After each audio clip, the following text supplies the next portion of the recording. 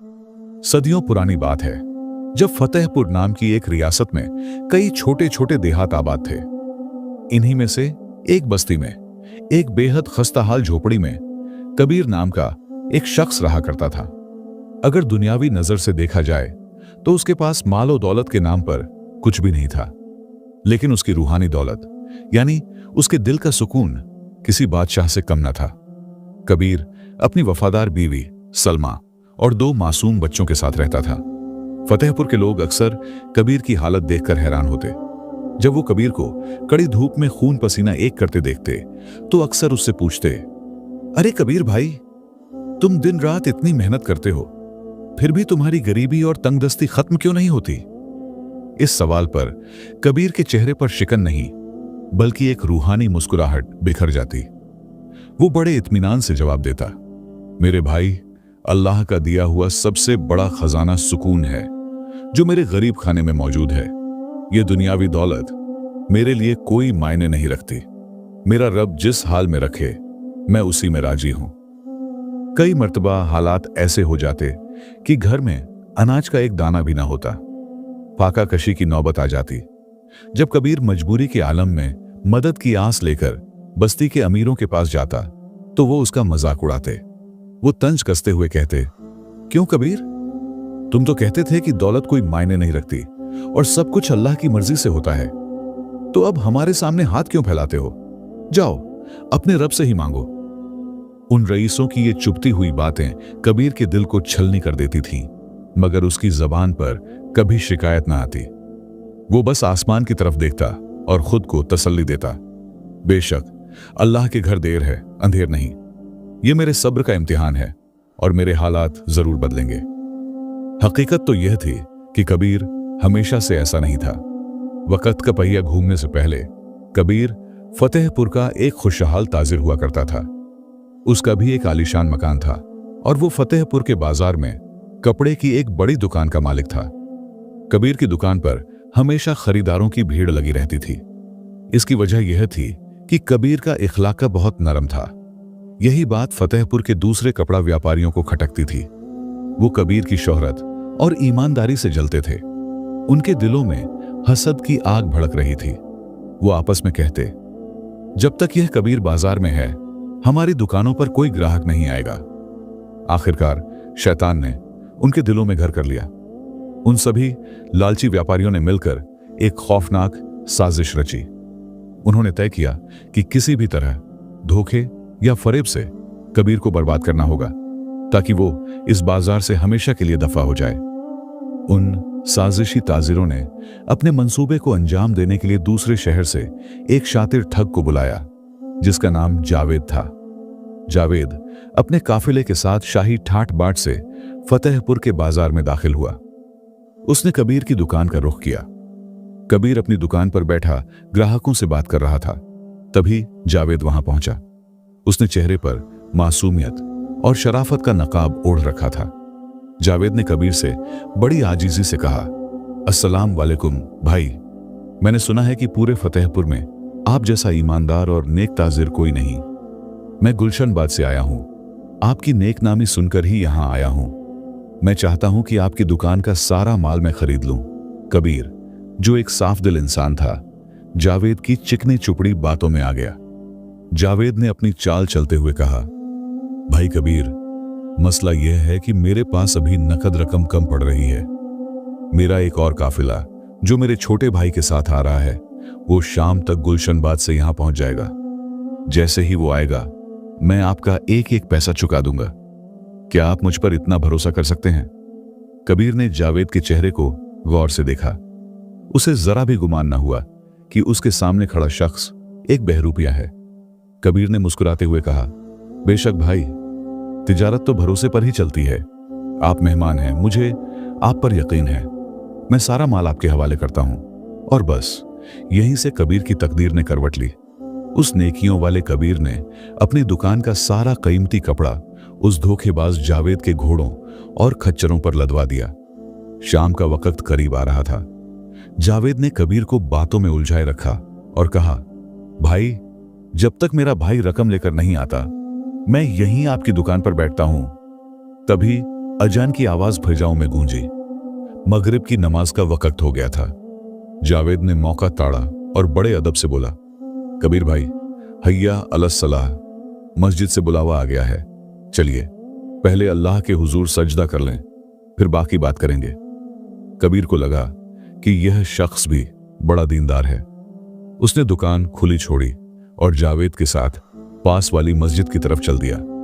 सूरज डूब चुका था और शाम होने लगी थी। कबीर और वो दगाबाज जावेद मस्जिद के सहन में दाखिल हुए। उसने दुनियावी ख्यालात को झटक कर बड़े खुशू और खुजू के साथ वुजू किया। जैसे ही जमात खड़ी हुई और इमाम साहब ने अल्लाहू अकबर कहा, कबीर ने भी नियत बांध ली और अपनी आंखें बंद कर लीं। उसका ध्यान पूरी तरह अपने रब की तरफ था। लेकिन जावेद, जिसका मकसद इबादत नहीं बल्कि खयानत था, इधर उधर देखने लगा। जैसे ही कबीर सजदे में गया, जावेद दबे पांव सबसे बाहर निकल आया। पलक झपकते ही जावेद अपने साथियों और कबीर के माल से लदे हुए घोड़ों के साथ वहां से फरार हो गया। इधर नमाज और दुआ के बाद जब कबीर खड़ा हुआ तो उसने देखा कि जावेद उसके बगल में नहीं था। कबीर ने सोचा, शायद भीड़ की वजह से पीछे रह गया होगा या बाहर इंतजार कर रहा होगा। वो इत्मीनान से मस्जिद से बाहर आया। उसने अपनी नजरें दौड़ाईं, मगर जावेद का कहीं नाम और निशान न था। वो तेज कदमों से अपनी दुकान की तरफ बढ़ा। वहां पहुंचते ही उसके पैरों तले से जमीन खिसक गई। वहां न वो सौदागर था और न ही उसका लाया हुआ काफिला। कबीर बदहवास होकर इधर उधर दौड़ने लगा। उसने पास के दुकानदारों से पूछा, भाई, क्या तुमने उस ताजिर को देखा जो मेरे साथ आया था? एक बूढ़े राहगीर ने जवाब दिया, मियां कबीर, मैंने अभी कुछ देर पहले एक तेज रफ्तार काफिले को धूल उड़ाते हुए शहर के पूर्वी दरवाजे से बाहर जाते देखा है। वो बड़ी हड़बड़ी में लग रहे थे। ये सुनते ही कबीर को सारा माजरा समझ आ गया। वो वहीं अपनी दुकान की चौखट पर माथा पकड़कर बैठ गया। कबीर समझ गया कि वो शख्स कोई ताजिर नहीं बल्कि एक बहरूपिया ठग था जो उसकी सादगी का फायदा उठा ले गया। हफ्ता बीतते बीतते यह खबर पूरे फतेहपुर में आग की तरह फैल गई कि कबीर लुट चुका है। अब वो व्यापारी जो कबीर से जलते थे, यह सुनकर बहुत खुश हुए। वो लोग जो कल तक कबीर की ईमानदारी की कस्में खाते थे, अब उसे ताने देने लगे। लेकिन असली मुसीबत तब शुरू हुई जब कर्ज ख्वाह कबीर के घर पहुंचने लगे। कबीर ने अपना व्यापार बढ़ाने के लिए और वो माल खरीदने के लिए शहर के कुछ साहूकारों से कर्ज ले रखा था। जब उन्हें पता चला कि माल चोरी हो गया है तो वो अपना पैसा वसूलने आ धमके। एक सुबह कबीर के आलीशान घर के बाहर शोर मच गया। कर्जदारों ने हंगामा खड़ा कर दिया था। कबीर, बाहर निकलो, हमारा पैसा वापस करो वरना हम पुलिस को बुलाएंगे। कबीर बाहर आया, हाथ जोड़कर बोला, भाइयों, मुझ पर एक बड़ी मुसीबत आई है। मुझे थोड़ा वक्त दें, मैं एक एक पाई चुका दूंगा। लेकिन उन लोगों के दिलों में रहम न था। मजबूर होकर अपनी इज्जत बचाने के लिए कबीर को अपना वो बड़ा पुश्तैनी घर और बची खुची जमीन बेचनी पड़ी। अपना सब कुछ बेचकर उसने लोगों का कर्ज उतारा। कहानी में आगे बढ़ने से पहले आप लोगों से एक छोटी सी दरख्वास्त है कि अगर आप लोगों को हमारी ये कहानियां अच्छी लगती हों तो हमारे चैनल को सब्सक्राइब जरूर से करें। शुक्रिया। कल का अमीर और खुशहाल कबीर आज सड़क पर आ चुका था। उसके पास अब सिर छुपाने के लिए भी जगह न थी। उसकी बीवी सलमा और बच्चे जो नाजो नखरों में पले थे, आज खामोशी से अपने वालिद के चेहरे को देख रहे थे। हालात की मार से मजबूर होकर कबीर अपने परिवार को लेकर बस्ती से दूर वीराने में जाकर रहने लगा। वहां उसने घास फूस और लकड़ियों से एक कच्ची झोपड़ी तैयार की। कबीर सुबह सवेरे निकलता, कभी किसी के खेत में मजदूरी करता तो कभी जंगल से लकड़ियां काटकर बाजार में बेचता। बावजूद इसके कबीर के ईमान में जरा भी कमी नहीं आई थी। जब वो शाम को थका हारा पसीने में लथपथ घर लौटता और रूखी सूखी रोटी सामने आती तो वो बिस्मिल्लाह पढ़कर उसे ऐसे खाता जैसे वो दुनिया का सबसे लजीज खाना हो। उसकी बीवी सलमा अक्सर रो पड़ती। एक रात जब बच्चे भूख से बिलख कर सो गए थे, सलमा ने कबीर से कहा, सरताज, क्या हमारे दिन कभी नहीं बदलेंगे? ये कैसी आजमाइश है? कबीर ने बड़ी नरमी से सलमा के आंसू पोंछे और कहा, सलमा, मायूस ना हो, अल्लाह अपने महबूब बंदों को ही आजमाइश में डालता है। ये सब उसका निजाम है। हो सकता है इसमें कोई ऐसी मसलहत छुपी हो जो हम नहीं देख पा रहे। याद रखना, सब्र का फल हमेशा मीठा होता है। फिर उस साल फतेहपुर में बारिश का मौसम कयामत बनकर आया। आसमान पर काली घटाएं छाईं और ऐसी मूसलाधार बारिश शुरू हुई कि लगा जैसे आसमान फट पड़ा हो। कई दिनों तक बारिश नहीं रुकी। अमीर लोग अपने पक्के महलों में महफूज थे, लेकिन गरीबों की बस्तियों में कोहराम मचा हुआ था। एक रात तूफान अपने पूरे शबाब पर था। बिजलियां कड़क रही थीं। कबीर की वो कमजोर झोपड़ी जो वैसे ही खस्ताहाल थी, पानी के तेज बहाव और तूफानी हवाओं को बर्दाश्त न कर सकी। आधी रात के वक्त एक जोरदार आवाज आई और झोपड़ी की छत उड़ गई। मिट्टी की दीवारें पानी में घुलने लगीं। कबीर ने फौरन अपने बच्चों और बीवी को बाहों में भरा और झोपड़ी से बाहर खुले आसमान के नीचे आ गया। देखते ही देखते उनका वो छोटा सा आशियाना भी उनकी आंखों के सामने मलबे के ढेर में तब्दील होकर पानी के सैलाब में बह गया। अब उनके पास न सिर पर छत थी, न बदन पर सूखे कपड़े और न खाने के लिए एक भी दाना। मगर इस नाउम्मीदी के घने अंधेरे में भी कबीर की जबान पर कोई शिकवा नहीं आया। उसने अपने कांपते हुए बच्चों को सीने से लगाया और अपनी बीवी से कहा, बेगम घबराओ नहीं, जिसने हमें पैदा किया है वो हमें जाया नहीं करेगा। अगली सुबह जब बारिश रुकी तो कबीर का परिवार एक पेड़ के नीचे बैठा था। सब कुछ खत्म हो चुका था, लेकिन कबीर की आंखों में उम्मीद की एक चिंगारी अब भी रोशन थी। उसे खबर नहीं थी कि तकदीर अब उसे एक और इम्तिहान की तरफ ले जाने वाली है, जहां उसे एक बड़े रईस मलिक साहब का सामना करना पड़ेगा। फिर कबीर ने अपनी बीवी सलमा को तसल्ली दी और कहा, अल्लाह ने अगर जान दी है तो वो रिज़्क भी देगा। मैं काम की तलाश में निकलता हूं। कबीर, जो कभी रेशमी कपड़ों का कारोबार करता था, अब फतेहपुर की गलियों में एक मामूली मजदूरी तलाश कर रहा था। वो कई व्यापारियों के पास गया, लेकिन हर जगह से उसे दुत्कार मिली। कोई कहता, अरे यह तो वही मनहूस कबीर है जो खुद लुट गया, इसे काम देकर हम अपना नुकसान क्यों कराएं। लोगों के ताने उसके दिल को तेज धार की तरह चुभते, लेकिन वो खामोशी से आगे बढ़ जाता। चलते चलते कबीर की मुलाकात शहर के सबसे बड़े रईस और जमींदार मलिक साहब से हुई। मलिक साहब फतेहपुर के सबसे अमीर आदमी थे। उनका कारोबार दूर दूर तक फैला था और उनके पास भेड़ बकरियों का एक बहुत बड़ा रेवड़ था। कबीर जब मलिक साहब की हवेली पर पहुंचा तो देखा कि मलिक साहब अपने मुंशी पर चिल्ला रहे थे, अरे इतने दिन हो गए, कोई चरवाहा नहीं मिला। मेरी बकरियां बाड़े में भूखी खड़ी हैं, उन्हें चराने कौन ले जाएगा। कबीर ने हिम्मत जुटाई और आगे बढ़कर सलाम किया। आदाब मलिक साहब, मैंने सुना है आपको एक मुलाजिम की जरूरत है। अगर आप मुनासिब समझें तो मैं आपकी बकरियों की देखभाल कर सकता हूं। मलिक साहब ने कबीर को ऊपर से नीचे तक हिकारत भरी नजरों से देखा और हंसते हुए बोले, अरे कबीर मियां, तुम तो शहर के जाने माने ताजिर हुआ करते थे। ये बकरियां चराना तुम्हारे बस की बात कहां। यहां धूप में जलना पड़ता है, कांटों पर चलना पड़ता है। कबीर ने नजरें झुकाकर बड़े अदब से जवाब दिया, जनाब, वक्त इंसान को सब कुछ सिखा देता है। पेट की आग और बच्चों की भूख ने मुझे हर मशक्कत के लिए तैयार कर दिया है। आप मुझे एक मौका देकर देखें, आपको शिकायत नहीं होगी। मलिक साहब को एक सस्ते मजदूर की जरूरत थी। उन्होंने अपनी मूंछों पर ताव देते हुए कहा, ठीक है, तुम्हें सुबह सवेरे बकरियों को जंगल ले जाना होगा और शाम को सही सलामत वापस लाना होगा।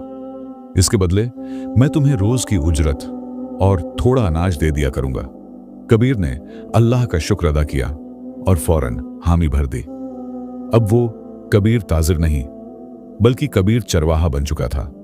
उसके हाथ में तराजू की जगह एक लाठी आ गई थी। वो रोज सुबह सूरज निकलने से पहले उठता, मलिक साहब के बाड़े से सैकड़ों भेड़ बकरियां निकालता और उन्हें लेकर दूर पहाड़ियों और वीरानों की तरफ निकल जाता। पूरा दिन वो नंगे पैर पत्थरों और कांटों पर चलता। चिलचिलाती धूप उसके बदन को झुलसा देती, लेकिन वो उफ तक न करता।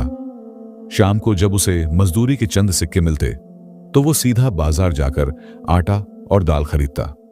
घर पहुंचकर जब वो अपने बच्चों को खाना खाते देखता तो उसकी सारी थकान मिट जाती। अक्सर ऐसा होता कि खाना कम पड़ जाता तो कबीर और सलमा पानी पीकर सो जाते ताकि बच्चे भूखे न रहें। इस हाल में भी कबीर का ईमान नहीं डगमगाया। वो जंगल में अकेले बैठकर अपने रब की इबादत करता और कहता, या अल्लाह, तेरा शुक्र है कि तूने मुझे हलाल की कमाई दी है, चाहे वो कितनी ही कम क्यों ना हो। वक्त गुजरता गया। एक दिन दोपहर के वक्त गर्मी अपने शबाब पर थी। गर्म हवाएं लू बनकर चल रही थीं। कबीर सुबह से भूखा था क्योंकि पिछली रात उसने अपना खाना बच्चों को दे दिया था। थकान और भूख की वजह से उसका बदन टूट रहा था। वो बकरियों को चरने के लिए छोड़कर एक घने दरख्त की छांव में बैठ गया। ठंडी हवा के झोंकों ने उसे ऐसा सुकून दिया कि उसकी भारी पलकें बोझल हो गईं। उसे पता ही नहीं चला कि कब उसकी आंख लग गई और वो गहरी नींद में चला गया। जब कबीर की आंख खुली तो सूरज ढलने को था। उसने हड़बड़ाकर चारों तरफ देखा। जंगल में खामोशी थी। जहां कुछ देर पहले बकरियां चर रही थीं, वहां अब सन्नाटा था। एक भी जानवर नजर नहीं आ रहा था। कबीर के पैरों तले से जमीन खिसक गई। वो पागलों की तरह आवाजें लगाता हुआ इधर उधर दौड़ने लगा। उसने हर जगह ढूंढा, लेकिन रेवड़ का कहीं नामो निशान न था। कबीर पसीने से तरबतर हो गया। उसके दिल की धड़कनें हथौड़े की तरह बज रही थीं।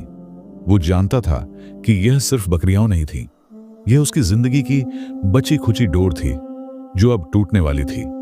सूरज डूब चुका था। कबीर खाली हाथ लड़खड़ाते कदमों से मलिक साहब की हवेली पहुंचा। उसके चेहरे पर खौफ और शर्मिंदगी साफ दिखाई दे रही थी।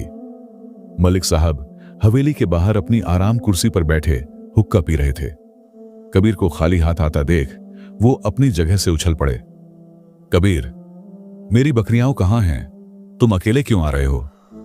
मलिक साहब की आवाज में गजब की कड़क थी।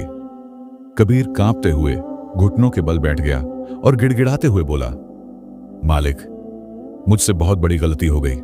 मेरी आंख लग गई थी और जब मैं जागा तो बकरियां वहां नहीं थीं। मैंने बहुत ढूंढा। मलिक साहब का चेहरा गुस्से से लाल हो गया। उन्होंने जोर से मेज पर मुक्का मारा। क्या कहा? आंख लग गई थी?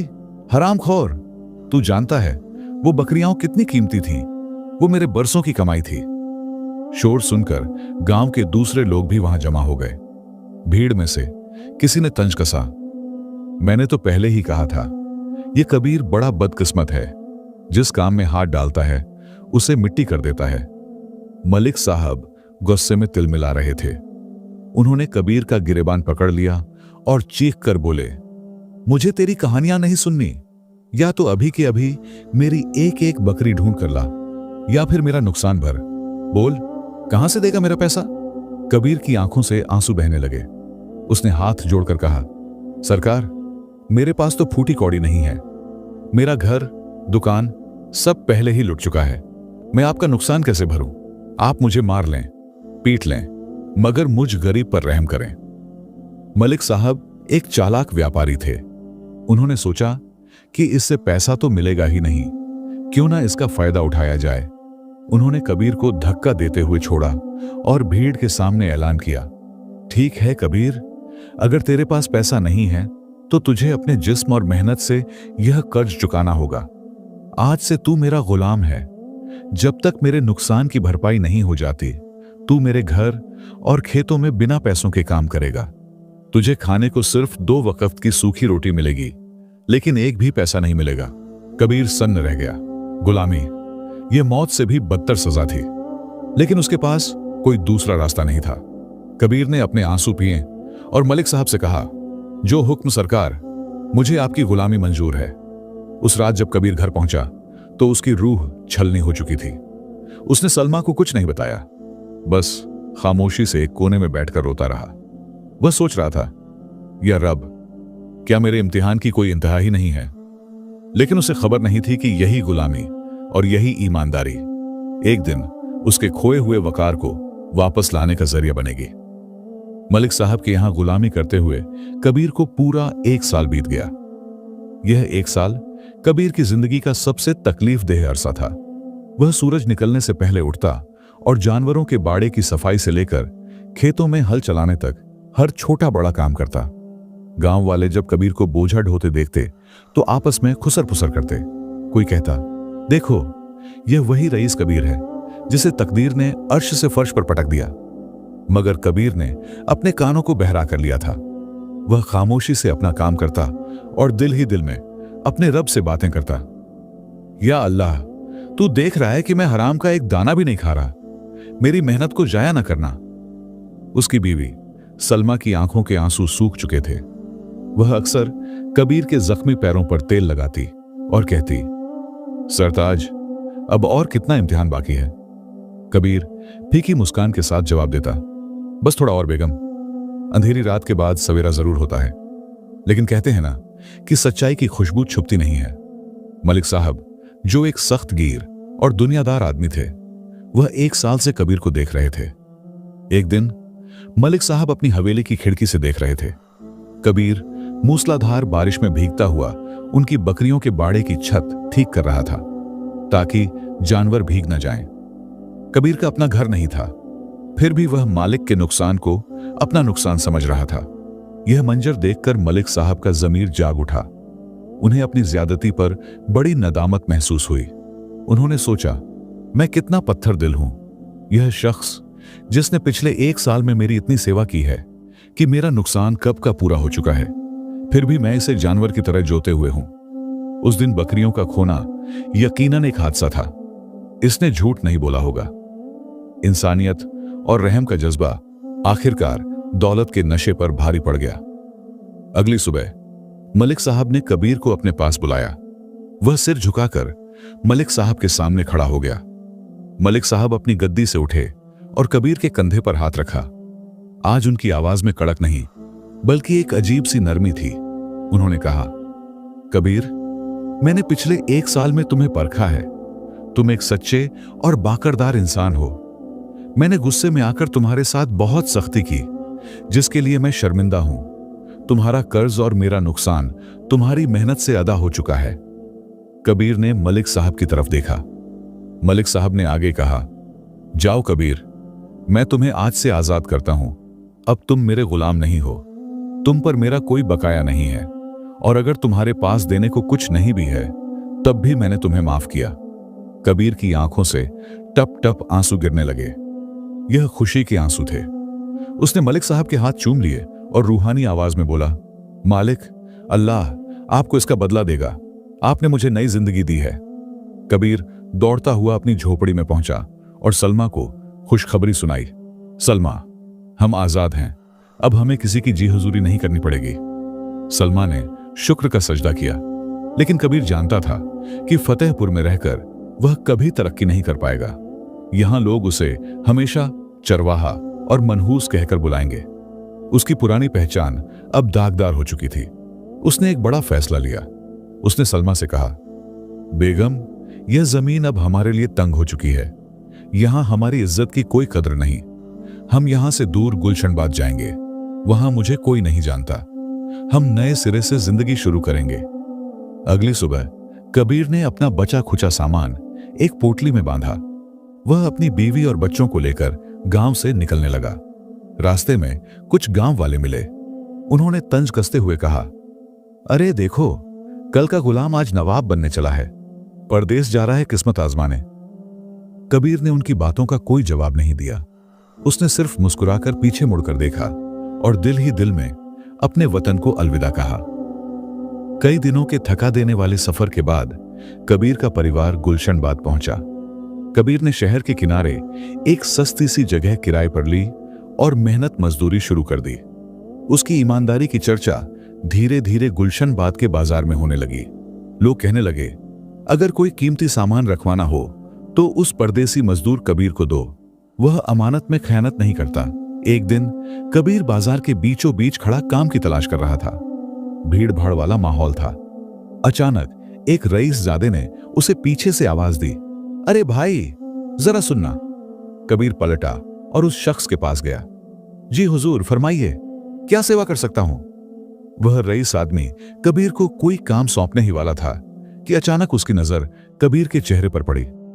उस आदमी के चेहरे का रंग एकदम से सफेद पड़ गया। उसके हाथ से सामान की थैली छूटकर जमीन पर गिर गई। कबीर ने उसे गौर से देखा। यह चेहरा कुछ जाना पहचाना लग रहा था। यह वही जावेद था, वह धोखेबाज जिसने सालों पहले फतेहपुर में कबीर को लूटकर उसे बर्बाद कर दिया था। आज वह गुलशनबाद का एक बड़ा व्यापारी बना बैठा था। लेकिन अजीब बात यह थी कि जावेद कबीर को देखकर अकड़ा नहीं, बल्कि कांपने लगा। ऐसा लग रहा था जैसे उसे कोई भूत नजर आ गया हो। तकदीर ने मुजरिम और मजलूम को फिर से आमने सामने ला खड़ा किया था। गुलशनबाद का बाजार अपनी पूरी रौनक पर था। कबीर, जो एक मामूली मजदूर के कपड़ों में खड़ा था, और उसके सामने शहर का बड़ा ताजिर जावेद खड़ा था। जावेद की आंखों में कबीर को देखकर एक पल के लिए खौफ आया, लेकिन अगले ही पल उसकी आंखों से आंसुओं का सैलाब उमड़ पड़ा। आसपास के दुकानदार और राहगीर हैरान थे कि आखिर क्या होने वाला है। तभी सबको चौंकाते हुए जावेद ने अपनी रेशमी पगड़ी उतारी और कबीर से माफी मांगने लगा। वह बाजार के बीचों बीच मिट्टी में लौटते हुए जोर जोर से रोने लगा। कबीर भाई, मुझे माफ कर दो, खुदा के वास्ते मुझे माफ कर दो। मैं गुनाहगार हूं, मैं बहुत बड़ा पापी हूं। जावेद की आवाज में इतनी नदामत थी कि पत्थर दिल इंसान भी पिघल जाए। कबीर, जो खुद हक्का बक्का था, उसने जल्दी से झुककर जावेद को कंधों से पकड़ा और उठाने की कोशिश की। अरे भाई, ये आप क्या कर रहे हैं? उठिए, लोग देख रहे हैं। लेकिन जावेद माफी मांगता रहा। वह सिसकते हुए बोला, नहीं कबीर भाई, आज मुझे मत रोको। ये आंसू नहीं, मेरे गुनाहों का बोझ बह रहा है। मैं वही बदनसीब जावेद हूं जिसने फतेहपुर में तुम्हारी पीठ में खंजर घोंपा था। मैंने तुम्हारे भरोसे का खून किया था। बाजार का शोर थम गया। हर कोई हैरतजदा होकर देख रहा था कि इतना बड़ा अमीर आदमी एक मजदूर से माफी मांग रहा है। जावेद कबीर का हाथ पकड़कर उसे अपनी आलीशान दुकान के अंदर ले गया और दरवाजा बंद कर दिया। दुकान के अंदर सन्नाटा था। जावेद ने कबीर को अपनी गद्दी पर बैठाया और खुद जमीन पर बैठ गया। जावेद ने अपनी आपबीती सुनानी शुरू की। कबीर भाई, उस दिन जब मैं आपका माल लेकर भागा था तो मुझे लगा कि मैंने दुनिया जीत ली है। मैं वह सारा माल लेकर गुलशनबाद आया और उसे बेचकर मैंने यह बड़ा कारोबार खड़ा किया। लोगों की नजर में मैं एक कामयाब ताजिर बन गया, लेकिन मेरी रूह मर चुकी थी। उसने आगे कहा, शुरुआत में तो मुझे कोई अफसोस नहीं हुआ, लेकिन जैसे जैसे वक्त गुजरा मेरा सुकून छिन गया। जब भी मैं रात को सोने की कोशिश करता, मुझे तुम्हारा चेहरा दिखाई देता। मुझे सपने में तुम्हारी आवाज आती कि जावेद, तुमने मेरे बच्चों के मुंह से निवाला छीना है, तुम्हें खुदा कभी माफ नहीं करेगा। जावेद रोते हुए बोला, भाई, मैंने यह सब अपनी मर्जी से नहीं किया था। फतेहपुर के उन बेईमान व्यापारियों ने मुझे ऐसा करने के लिए उकसाया था। वे तुमसे हसद करते थे। वे चाहते थे कि तुम बर्बाद हो जाओ ताकि उनकी दुकानें चल सकें। मैं लालच में अंधा हो गया और उनकी बातों में आ गया। लेकिन यकीन मानो, उस हराम की कमाई ने मुझे कभी चैन से जीने नहीं दिया। मैं रोज अपने रब से दुआ करता था कि या तो मुझे मौत दे दे या मुझे उस शख्स से मिला दे जिसका मैंने हक मारा है, ताकि मैं अपना बोझ हल्का कर सकूं। जावेद उठा और एक तिजोरी से चाबियों का गुच्छा और हिसाब किताब की बही निकालकर कबीर के कदमों में रख दी। कबीर भाई, यह दुकान, यह माल, यह गोदाम और मेरा यह आलीशान घर, यह सब असल में तुम्हारा है। यह सब उसी पैसे से बना है जो मैंने तुमसे चुराया था। आज मैं यह अमानत तुम्हें वापस करता हूं। मुझे सिर्फ 2 वक्त की रोटी चाहिए, बाकी सब तुम्हारा है। मुझे इस बोझ से आजाद कर दो। कबीर, जिसका दिल समुद्र की तरह बड़ा था, उसने चाबियों का गुच्छा उठाया, लेकिन उसने वे चाबियां अपनी जेब में नहीं रखीं, बल्कि वापस जावेद के हाथों में थमा दी। जावेद हैरान होकर कबीर का मुंह देखने लगा। कबीर ने मुस्कुराते हुए कहा, जावेद भाई, बेशक तुमने मेरे साथ बहुत बुरा किया। तुम्हारी वजह से मेरे बच्चों ने भूख काटी, मैंने गुलामी सही, लेकिन आज तुम्हारी आंखों में जो तौबा के आंसू हैं, वे इस बात का सबूत हैं कि तुम्हारा ज़मीर जिंदा है। अल्लाह माफ करने वालों को पसंद करता है। जब मेरा रब मुझे माफ कर सकता है तो मैं कौन होता हूं बदला लेने वाला। कबीर ने आगे कहा, मैं तुम्हें सड़क पर नहीं लाऊंगा, यह दुकान और यह कारोबार हम दोनों मिलकर चलाएंगे। आज से तुम मेरे मुलाजिम नहीं, मेरे साझीदार हो। तुम्हारी मेहनत और मेरा नसीब मिलकर काम करेंगे। लेकिन शर्त यह है कि आज के बाद हम कभी बेईमानी का एक पैसा नहीं कमाएंगे। जावेद फूट फूट कर रोने लगा और उसने कबीर को गले लगा लिया। उस दिन बाजार वालों ने देखा कि इंसानियत का रिश्ता दौलत से कितना ऊपर होता है। कबीर और जावेद की जोड़ी ने कमाल कर दिया। दोनों ने मिलकर इतनी मेहनत और ईमानदारी से तिजारत की कि देखते ही देखते वे गुलशनबाद के सबसे बड़े व्यापारी बन गए। अब कबीर का परिवार एक आलीशान महल में रहने लगा। तो इसीलिए कहते हैं ना कि बेशक अल्लाह के घर देर है लेकिन अंधेर नहीं। जो सब्र करता है जीत उसी की होती है। इस कहानी से हमें यह सीख मिलती है कि सब्र, ईमानदारी और अल्लाह पर यकीन कभी जाया नहीं जाते। इंसान अगर मुश्किल हालात में भी हराम से बचे, शिकवा न करे और मेहनत को थामे रखे तो अल्लाह उसे ऐसी राह दिखाता है जिसकी उसे उम्मीद भी नहीं होती। दौलत से ज्यादा सुकून अहम है और सुकून सिर्फ सच्चाई और पाक नियत से मिलता है। जो जुल्म करता है उसका दिल कभी चैन नहीं पाता और जो माफ करना जानता है अल्लाह उसे इज्जत और कामयाबी अता करता है। बेशक अल्लाह के घर देर है, अंधेर नहीं। आप लोग हमारी यह कहानी कहां से सुन रहे हैं? अपने शहर या मुल्क का नाम कमेंट में लिखें। अगर आप लोगों को हमारी यह कहानी अच्छी लगी हो तो वीडियो को लाइक करें, शेयर करें और कमेंट बॉक्स में अपनी कीमती राय का इजहार जरूर करें। और हमारे YouTube चैनल AMS वॉइस को सब्सक्राइब करना ना भूलें। शुक्रिया।